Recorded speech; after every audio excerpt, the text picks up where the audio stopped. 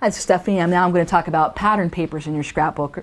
There are different types of pattern paper. A lot of manufacturers will make lines that all match, which is a really easy way, to get pages. There are the kind of pastel kind of papers. You can always try to pull ones that match like this. They give a nice soft look.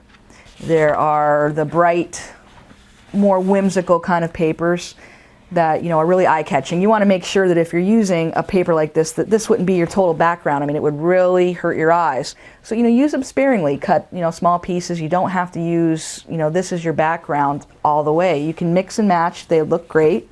Going with earth tones is always a nice way to go. They make good masculine pages or outdoorsy pages. They're darker. And like I said, you don't have to take these really bright pages and use them totally as your background. If you want to, and you can make, as long as you are splitting it up, in a good way, so it's not hurting your eyes, go for it. Another really popular type of paper right now is distressed look. The distressed look kind of gives an aged look.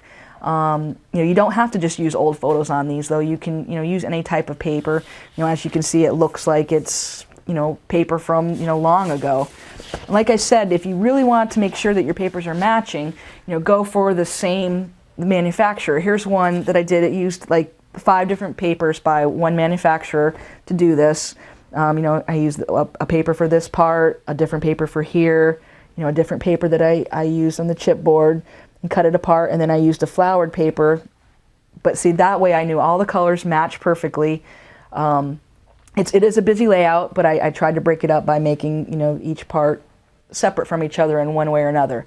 So just choose your pattern paper to match your pictures and the theme that you're going for.